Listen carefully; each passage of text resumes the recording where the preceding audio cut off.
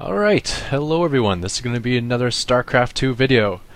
And finally, I'm going to show you some standard play of me playing versus Terran. I'm still very new at this, so my build orders are not precise and my mechanics are pretty poor. But I got the general gist of what I want to do now, and yeah, executing it may be another problem, but at least I think I got my basic strategy down. You don't see a lot of bio in TVT, just because siege tanks just massacre bio so badly. So it often transitions into siege tanks and Vikings, and by mid-game, and sometimes you'll see someone try to rush Marauders and Thors, as that actually does decent versus tanks and Vikings early on. Makes the Vikings pretty useless, and Thors and Marauders both do pretty good versus tanks.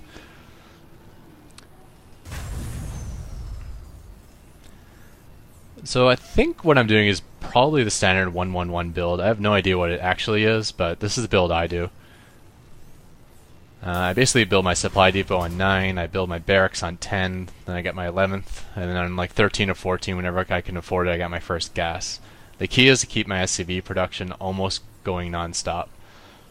Just a little gap after my first supply. I also don't see a whole lot of reason to wall off your ramp versus Terran, with the exception of Hellion Harass, which I didn't really think about. I didn't really get early Hellion defense. Good thing you didn't Hellion rush me. Yeah, something I'm going to have to add to my game. Maybe an early... Yeah, maybe I should wall off my ramp. Okay. Anyways, not going to be thinking strategy while I'm doing a video here. I'll just talk about what we're up to.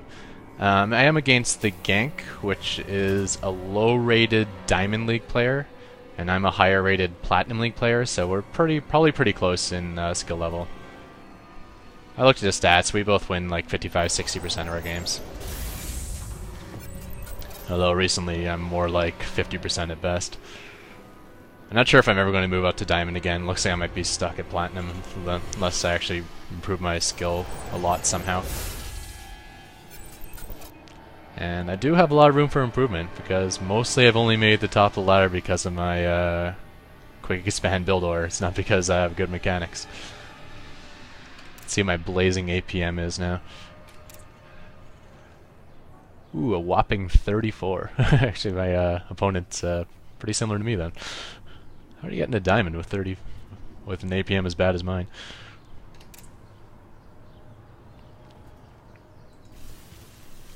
I guess I'll go on to... Whoops, let's pause. What's production? D?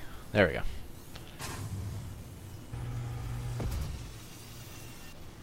So we are both doing a similar build. I think I mentioned the 1-1-1 build, but just basically after you build a barracks, you build a factory, and after you build a factory, you build a starport. And that gives you a lot of... how do I put this? A lot of options, we'll say. You can kind of scout what your opponent is doing, and then kind of use what you need based on what you see here. Like if you see he's going for a quick bio rush, you can throw down some bunkers at your front and rush siege tanks, and maybe not get the starport whatsoever. If you see he's going Banshee rush, you can quickly pop out Vikings. You know, if he's going quick tanks, you can counter with quick tanks of your own. Things of that sort. He is sending out just one Hellion. I'm guessing that's mostly just for scouting and harassment. I don't actually think he knows where my base is yet. He might be scouting... No, he knows where I am.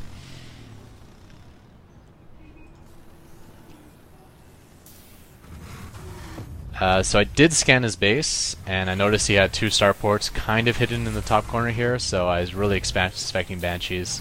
So even before I saw the tech lab, I'm throwing the reactor on my... I think I built the reactor on my barracks actually, so I could float my starport over to build Vikings immediately.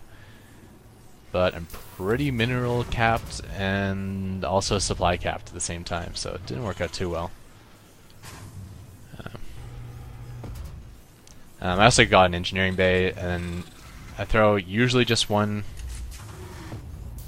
missile turret at each of my bases. I decided to go 2 with this base, just so I can defend my mining area. I don't want to pull my SCVs off mining. Even if I have the Viking count, I want my SCVs to be safe, just so I never have to stop my mining production.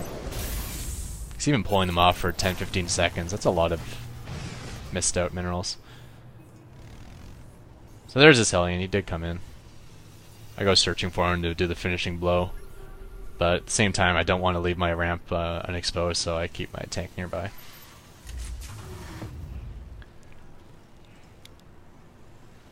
May as well speed this up a touch. So when I transition, personally when I transition into tanks and Vikings, assuming I'm up against it similar, I find it's much more important to have extra Vikings and extra tanks. He can have twice the amount of tanks with me, but as long as I have air superiority, he can never push on me.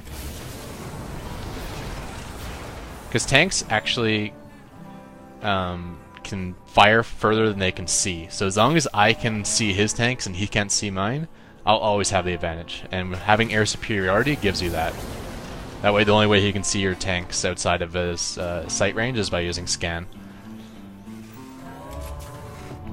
And on the same notes, I find these Xel'Naga watchtowers are so key for this reason. I get 1 turret to keep my tank alive until my Vikings arrive, and then 1 tank here, and then since the tank is right on the Xel'Naga, that gives him the extra sight range. Now he can actually fire as far as he can see. Like, see, this is dotted line is how far he can fire. Usually he can only see like this far. And now he can shoot right to the max of his range, so any tanks rolling up on here will get fired on long before they can set up into siege mode. I guess I should rewind a bit there. Looks like I got hit with Banshees. Dun, dun, dun. Yeah, so a tank at a Xel'Naga tower is like super powerful just because it gives it the extra sight range. So the 4 of them do come in. Unfortunately, I do have my Vikings out near the Xel'Naga area, so it's not going so well here.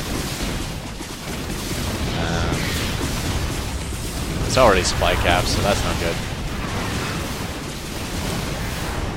I did still have some sight range in that missile turret below. And he's forced to retreat. Looks like I killed 1 with another one close to death.